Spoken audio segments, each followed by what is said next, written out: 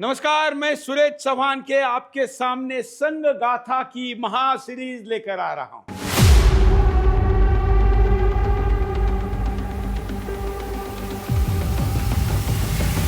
संघ गाथा में आपका बहुत बहुत स्वागत है।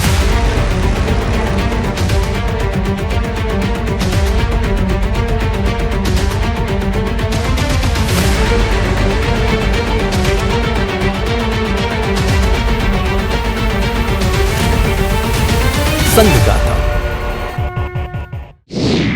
नमस्कार, मैं हूं सुरेश चौहान के और आप देख रहे हैं संघ गाथा। जब जब इस राष्ट्र पर संकट के बादल मंडराए, जब जब सीमा पर गोलियां गूंज से देश के वातावरण को विचलित किया, तब तब केवल सेना ही नहीं बल्कि पूरा समाज भी सजग और संगठित होकर खड़ा हुआ। युद्ध और आपदा के उन कठिन क्षणों में यह स्पष्ट दिखाई देता है कि राष्ट्र की रक्षा केवल सीमाओं पर तैनात सैनिक ही नहीं करते, बल्कि उनके पीछे खड़ा जागरूक और समर्पित समाज भी उतनी ही महत्वपूर्ण भूमिका निभाता है। राष्ट्रीय स्वयंसेवक संघ ने हर बार जब देश को संगठित शक्ति और सेवा की भावनाओं की आवश्यकता पड़ी, तो उसने अपने स्वयंसेवकों को सेवा और समर्पण के लिए आगे बढ़ाया। चाहे वह आपदा राहत हो, शरणार्थियों की सहायता हो या सीमावर्ती क्षेत्र में सहयोग का कार्य हो, संघ के स्वयंसेवक समाज और राष्ट्र के बीच सेतु बनकर हमेशा सदैव हर पल हर घड़ी सक्रिय रहे। मैं समय हूं जो युद्धों की तारीखें नहीं बल्कि राष्ट्र के चरित्र को याद रखता है। जब जब इस देश की सीमाओं पर संकट आया, तब केवल हथियार ही नहीं चले, समाज की चेतना भी जागी। सेना ने मोर्चा संभाला और समाज ने सेना के पीछे खड़े होकर अपने कर्तव्य निभाए। इतिहास गवाह है कि संकट के हर कालखंड में अनुशासन, सेवा और समर्पण की एक धारा समानांतर बहती रही, जो बिना शोर के, बिना अपेक्षा के राष्ट्र की रक्षा में जुटी रही। यही वह निरंतरता है जो समय को आगे बढ़ने का साहस देती है। राष्ट्रीय स्वयंसेवक संघ को सामान्यतः एक सांस्कृतिक और वैचारिक संगठन के रूप में देखा जाता है, लेकिन भारतीय राष्ट्र के इतिहास में ऐसे अनेक अवसर आए हैं जब संघ की भूमिका केवल विचारों तक सीमित नहीं रही, बल्कि उसने देश की सेना और सुरक्षा तंत्र को जमीनी स्तर पर प्रत्यक्ष सहयोग प्रदान किया। आरएसएस का यह योगदान किसी औपचारिक आदेश, सरकारी निर्देश या प्रचार की भावना से प्रेरित नहीं था, बल्कि राष्ट्र सर्वोपरि के भाव से उपजा हुआ स्वाभाविक दायित्व बोध था। संघ का दृष्टिकोण प्रारंभ से ही यह रहा है कि सेना देश की सुरक्षा की रीढ़ है और समाज का कर्तव्य है कि संकट के समय वह सेना के पीछे एक संगठित शक्ति के रूप में खड़ा रहे।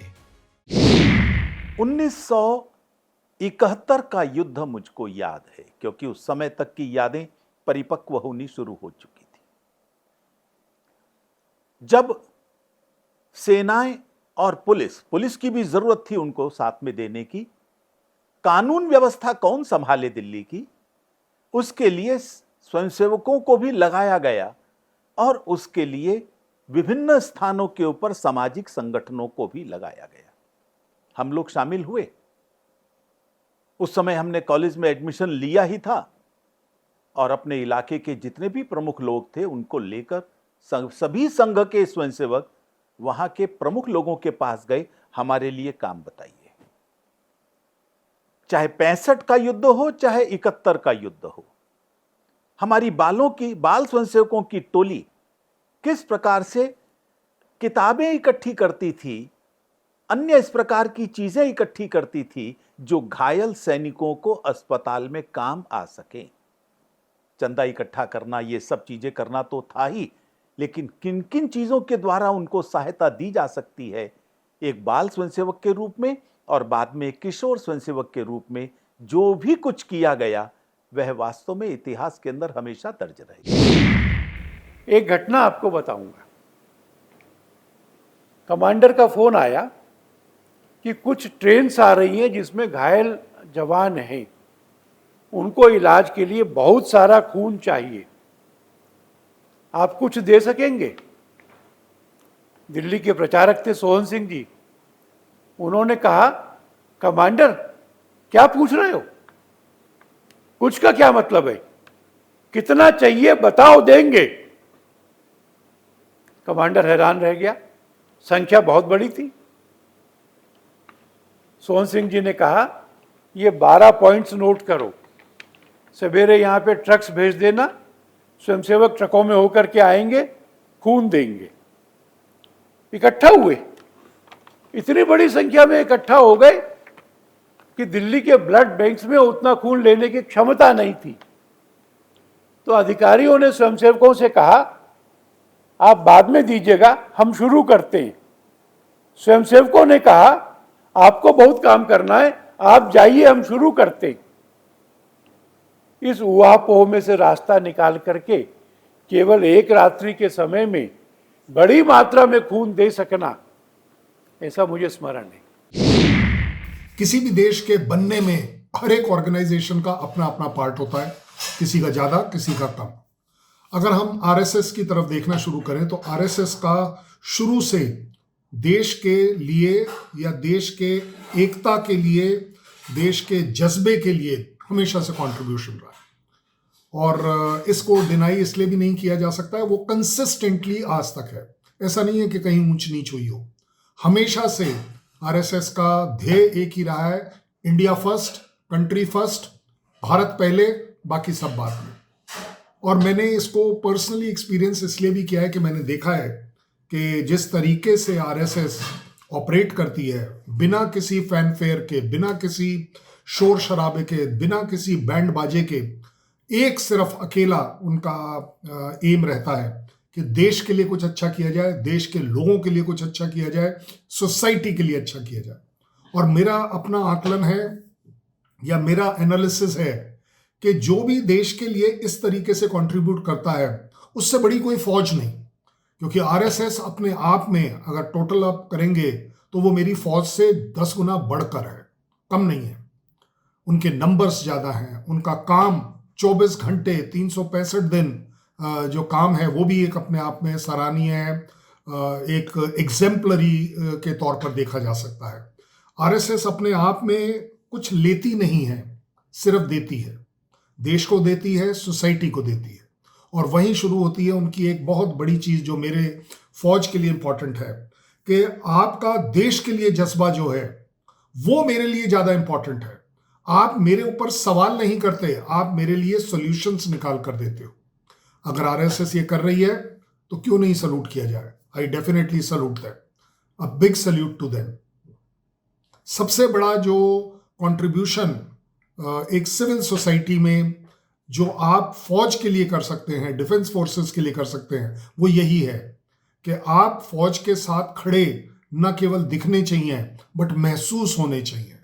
फौज को लगना चाहिए कि यस, कोई तो है जो हमें हमारी सोसाइटी में हमारे को अप्रिशिएट करेगा, हमें मदद करेगा, बढ़ चढ़ कर आगे आएगा, जब जो ज़रूरत होगी उसमें वो हमारा भागीदार होगा। आई थिंक इससे बड़ी चीज़ और एक और अच्छी बात भी इसमें इन्वॉल्व कर देता हूँ। आरएसएस किसी जात से संबंधित नहीं है, हिंदू, मुस्लिम, सिख, ईसाई, सभी को वो उसने साथ ले रखा है। और इन सभी का कंट्रीब्यूशन मेरी फौज के लिए हमेशा से रहा है। 1962 का युद्ध हो या 1965 और 1971 की निर्णायक लड़ाइयां, इन सभी ऐतिहासिक क्षणों में भारत ने केवल सैन्य संघर्ष नहीं किया, बल्कि राष्ट्रीय एकता और सामाजिक सहभागिता की भी अद्भुत मिसाल देखी। सीमाओं पर जहां भारतीय सेना साहस पराक्रम के साथ शत्रु का सामना कर रही थी, वही देश के भीतर हजारों स्वयंसेवी संस्थाएं, स्वयंसेवक और सहयोग के लिए तत्पर समाज निरंतर जुटा हुआ था। मैं भारत माता हूँ, सदियों से समय की हर करवट को देखती आई हूँ। मेरी रक्षा केवल मेरी सेनाएं नहीं करती, मेरा संपूर्ण समाज करता है। जब मेरे पुत्र सीमा पर युद्ध लड़ते हैं, तब मेरे अन्य पुत्र पुत्रियां पीछे रहकर व्यवस्था, सेवा और सहारा बनते हैं। यही मेरा बल है, यही मेरी सुरक्षा की सबसे मजबूत ढाल। सेना और समाज का यह मौन सहयोग, यह अदृश्य संकल्प मेरे अस्तित्व को अडिग बनाता है। जब तक यह भावना जीवित है, तब तक मेरी सीमाएं सुरक्षित हैं और मेरा भविष्य सुनिश्चित है। 1962 का भारत चीन युद्ध इस दृष्टि से एक महत्वपूर्ण उदाहरण है। यह वह समय था जब भारत न तो सैन्य रूप से और न ही प्रशासनिक रूप से इतने बड़े आक्रमण के लिए पूरी तरह तैयार था। देश में भय, असमंजस और अव्यवस्था का माहौल था। ऐसे समय में आरएसएस के हजारों स्वयंसेवक बिना किसी औपचारिक भूमिका के दिल्ली और उत्तर भारत के अनेक क्षेत्रों में सक्रिय हो गए। स्वयंसेवकों ने यातायात नियंत्रण, संचार व्यवस्था, राशन और आवश्यक सामग्री की आपूर्ति, घायलों को अस्पताल पहुंचाने और नागरिक अनुशासन बनाए रखने जैसे कार्य संभाले। इस सहयोग का सबसे बड़ा महत्व यह था कि सेना और प्रशासन को आंतरिक अव्यवस्था से न जूझना पड़े और वे पूरी तरह सीमा पर लड़ रहे सैनिकों पर ध्यान केंद्रित कर सकें। संघ के स्वयंसेवकों का अनुशासन और त्वरित सेवा भाव इतना प्रभावशाली था कि तत्कालीन प्रधानमंत्री जवाहरलाल नेहरू को भी सार्वजनिक रूप से आरएसएस की भूमिका की प्रशंसा करनी पड़ी, जो उस दौर की राजनीतिक परिस्थितियों को देखते हुए अपने आप में एक महत्वपूर्ण तथ्य है। 1965 और 1971 के भारत-पाक युद्धों के दौरान भी संघ की भूमिका समाज और सेना के बीच एक मौन लेकिन सशक्त सेतु के रूप में सामने आई। 1965 के युद्ध के समय सीमावर्ती राज्यों और बड़े शहरी केंद्रों में स्वयंसेवकों ने नागरिक सुरक्षा व्यवस्था को मजबूत करने का कार्य किया।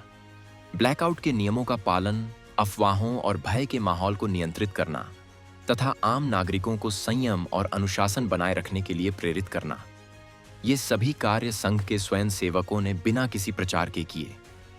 इसका सीधा प्रभाव यह पड़ा कि युद्धकाल में आंतरिक मोर्चा मजबूत रहा और सेना को घरेलू अस्थिरता से जूझना नहीं पड़ा।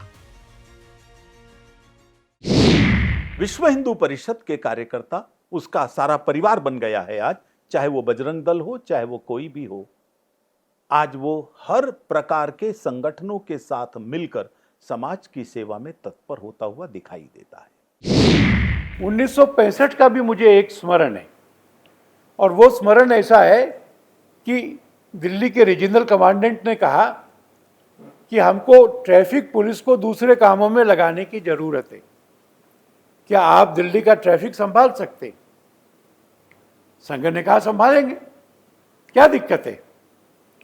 और लोगों ने अगले दिन चौराहे पर देखा, पूर्ण गणवेश पहन करके, एक पुलिस वाला नहीं, संघ का वेश पहन करके चौराहे पर जो खड़ा है वो तो हमारे यहाँ के कॉलेज का प्रिंसिपल है, ये कॉलेज में पढ़ाता है, ये तीसरा आदमी ये डॉक्टर है, वकील है।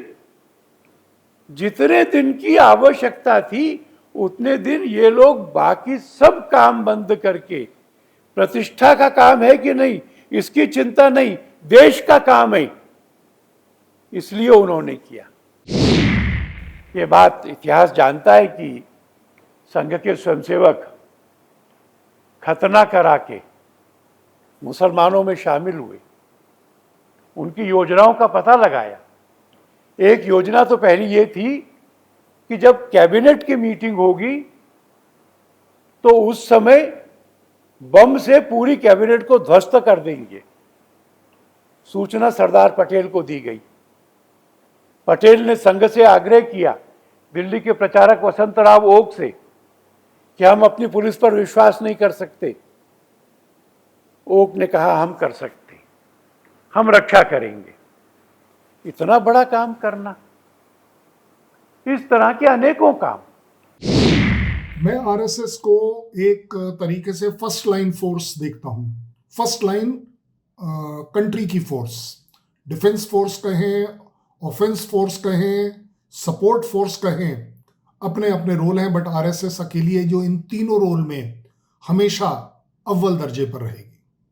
एज अ फौजी मैं हो सकता है सिविल सोसाइटी में उतना कंट्रीब्यूट ना करूं, आरएसएस एक वो ऑर्गेनाइजेशन है जो सिविल सोसाइटी में कंट्रीब्यूट करती है, मेरे आर्मी के लिए कंट्रीब्यूट करती है, लड़ाई के दौरान लड़ाई को सपोर्ट करती है। अगर 1961 वॉर की बात कर लें तो जिस तरीके के ब्लड डोनेशंस आरएसएस ने करे थे, मतलब कहीं उसका कोई पैरेलल नहीं है। जिसको बोलते हैं ना, लोग अपनी जान की बाजी, अपना पूरा खून देने को राजी हो रहे थे सिर्फ इस बात पर कि वो स्वयं सेवक हैं, स्वयं अपने आप में और सेवक किसके लिए? देश के लिए, देश की सेना के लिए। I think I am most grateful, मैं बड़ा ही ग्रेटफुल हूँ आरएसएस के उन लोगों ने जिन्होंने 1961 की वॉर में पूरी तरह से आर्मी को सपोर्ट किया, चाहे वो लॉजिस्टिक सपोर्ट बोलो, फैसिलिटेट बोलो, और जान बचाने के लिए जिस तरीके के ब्लड डोनेशन कैंप्स लगाए, ब्लड एक एक आदमी in spite of the restriction के वो 2 बार ब्लड नहीं दे सकता, वो भी उन्होंने किया कि नहीं, जिसको बोलते हैं ना जज्बा, कि ये देश के फौजियों के लिए जो फ्रंट लाइन में इंजर्ड हुए हैं, ब्लड की ज़रूरत है, एक बहुत बड़ी कंट्रीब्यूशन थी। उन्होंने जिस तरीके से सप्लाई चेन मैनेजमेंट को फैसिलिटेट किया, वो भी एक अपने आप में बहुत बड़ी बात थी। और सबसे बड़ी बात कि जो फौजी उस लड़ाई से वापस आए उनको ऑनर करना, उनको इज्जत देना, जो सैनिक उस समय वीरगति पाए उनकी फैमिलीज के साथ खड़े होना, ये कोई नॉर्मल बात नहीं है। सबसे बड़ी बात यही होती है कि एक जवान या एक फौजी, अगर उसे ये पता है कि कोई ऑर्गेनाइजेशन तो है जो हमारे घर के वालों को ध्यान रखेगी, कहीं कोई पॉलिटिक्स नहीं किसी भी तरह की, कहीं कोई जात विवाद नहीं कि एक जो हिंदू मुस्लिम सिख ईसाई फौजी जो हैं इनको अलग अलग तरह की ट्रीटमेंट दी जाएगी। सिंगल एजेंडा, अकेला सिंगल एजेंडा, सिर्फ और सिर्फ जो देश के लिए लड़ रहा है उसको फैसिलिटेट करना है, जो लड़कर आया है उसको ऑनर करना है, और जो नहीं आ पाया है उसको इज्जत देनी है। ये आरएसएस ने एटलीस्ट 1961 वॉर में किया। भारतीय सेना केवल एक संस्था नहीं है, वह राष्ट्र की अस्मिता है, सम्मान और संप्रभुता का जीवंत प्रतीक है। उसकी वर्दी केवल कर्तव्य का चिन्ह नहीं है, बल्कि त्याग, साहस और सर्वोच्च बलिदान की परंपरा का महान प्रतीक है। जब कोई सैनिक सीमा पर खड़ा होता है तो केवल भूमि की रक्षा नहीं करता, बल्कि करोड़ों भारतीयों के विश्वास और गौरव की भी रक्षा करता है। मैं भगवा ध्वज हूं। मैं मात्र एक रंग नहीं, मैं युगों की तप परंपरा का प्रतीक हूं। मैं उन अनगिनत बलिदानों की लौ हूं जिन्होंने इस भूमि को अक्षुण्ण रखा। जब सैनिक सीमा पर खड़ा होता है, तब उसके पीछे खड़ा होता है एक विचार कि वह अकेला नहीं है। संकट के क्षणों में सेवा, अनुशासन और निस्वार्थ सहयोग के रूप में जो शक्ति समाज से उठती है, वही मेरे रंग का अर्थ है। यह रंग युद्ध की घोषणा नहीं करता, यह बलिदान की तैयारी करता है। सेना को प्रेरणा देने वाला यह भाव शब्दों में नहीं, कर्म में दिखाई देता है। 1971 का युद्ध और बांग्लादेश मुक्ति संग्राम आरएसएस के सामाजिक सहयोग का और भी व्यापक उदाहरण प्रस्तुत करता है। इस युद्ध के परिणाम स्वरूप लाखों शरणार्थी भारत आए, जिससे सीमावर्ती क्षेत्रों पर भारी दबाव पड़ा। उस समय संघ के कार्यकर्ताओं ने राहत शिविरों की व्यवस्था, भोजन, वस्त्र, दवाइयों और स्वच्छता जैसी बुनियादी आवश्यकताओं की पूर्ति में महत्वपूर्ण भूमिका निभाई। इसके साथ ही इन शिविरों में अनुशासन और सामाजिक संतुलन बनाए रखने का कार्य भी स्वयंसेवकों ने किया, जिससे प्रशासन और सेना को राहत कार्यों में सहयोग मिला। सैनिक परिवारों के साथ निरंतर संपर्क बनाए रखकर उनका मनोबल बढ़ाना भी इस दौर में संघ की एक महत्वपूर्ण भूमिका रही, क्योंकि युद्ध केवल सीमाओं पर नहीं, बल्कि समाज के मनोबल पर भी लड़ा जाता है। युद्धों के अतिरिक्त प्राकृतिक आपदाओं के समय भी आरएसएस और सेना के बीच एक स्वाभाविक समन्वय देखने को मिलता है। भूकंप, बाढ़, चक्रवात और अन्य आपदाओं के दौरान जब सेना बचाव और राहत कार्य में उतरती है, तब संघ के स्वयंसेवक स्थानीय समाज की जानकारी, भाषा, भूगोल और संपर्कों के माध्यम से इन प्रयासों को अधिक प्रभावी बनाते हैं। कई बार दुर्गम क्षेत्रों में सेना के पहुंचने से पहले स्वयंसेवक प्राथमिक सहायता, भोजन और आश्रय की व्यवस्था कर लेते हैं, जिससे बाद में सैन्य और प्रशासनिक प्रयासों को मजबूती मिलती है। यह सहयोग औपचारिक नहीं, बल्कि विश्वास और साझा राष्ट्रभाव पर आधारित होता है। और वो त्रासदी बहुत भयंकर थी। जम्मू कश्मीर, हिमाचल, उत्तराखंड, पंजाब, हरियाणा का भी एक हिस्सा, आदि आदि, उन सब जगह हमारे कार्यकर्ता जी जान से लगे, और यही सबके लिए आश्चर्य का विषय था। कहां से ये लोग निकल आते हैं और एकदम से हर प्रकार की त्रासदी में समाज की और राष्ट्र की सेवा करने के लिए तत्पर हो जाते हैं। हवाई अड्डा तैयार होना था 1947 में, जब कश्मीर का मर्जर हो गया, भारत की सेना को जाने का आदेश दिया। कौन करेगा? संघ ने कहा हम करेंगे।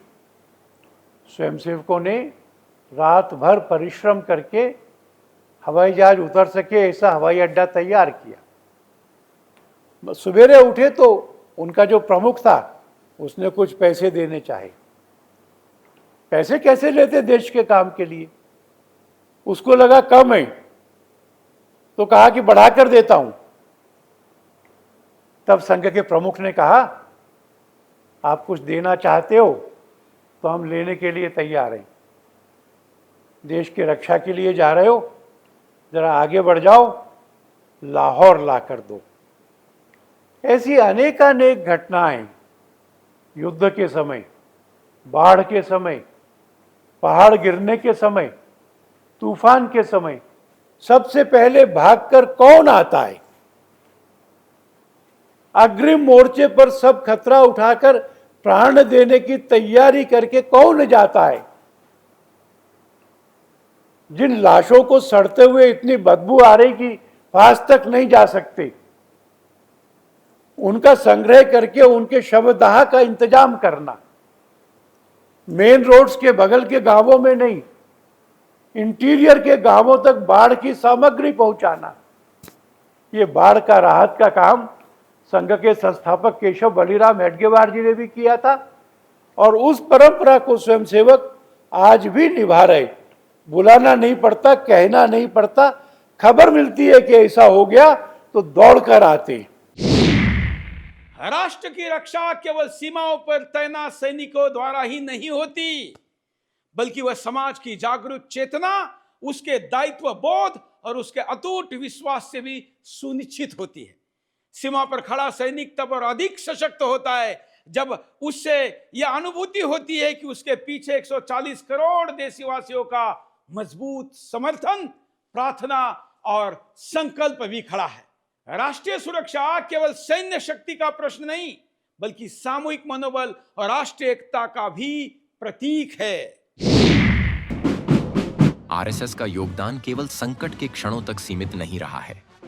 संघ और उससे जुड़ी संस्थाएं पूर्व सैनिकों के सम्मान, उनके सामाजिक पुनर्वास और शहीद परिवारों के सहयोग का कार्य निरंतर करती रही हैं।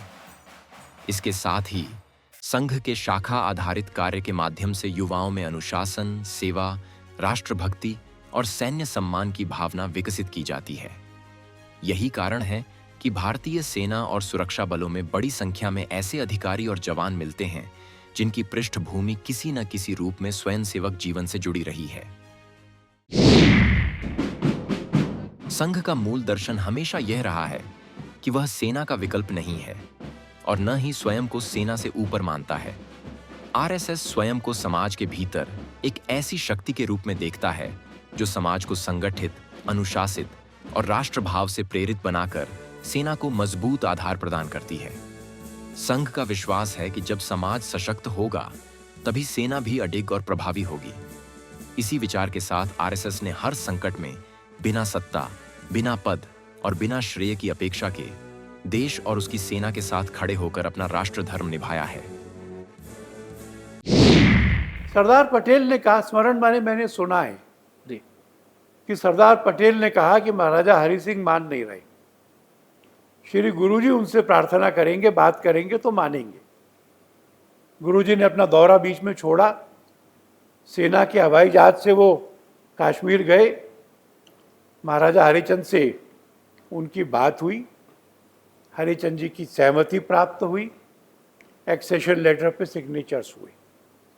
और 1962 का मैंने आपको बताया, वो तो इतना बड़ा काम था कि अक्टूबर में आक्रमण हुआ था, 63 के जनवरी में 26 जनवरी की परेड में स्वयं नेहरू जी ने संघ के स्वयंसेवकों को भाग लेने के लिए आमंत्रण किया और 3000 स्वयंसेवक पूर्ण गणवेश में उस संचलन में भाग लेने गए थे। इसलिए आरएसएस को बोलते हैं रेडी फॉर सेल्फलेस सर्विस। संघ गाथा के आज के एपिसोड में आपके सामने हमने संघ की विभिन्न आपदाओं और युद्ध में भूमिका को लेकर एक विशेष प्रस्तुति दी, क्योंकि ये कोई नहीं बताता। आज के लिए इतना ही। नमस्कार।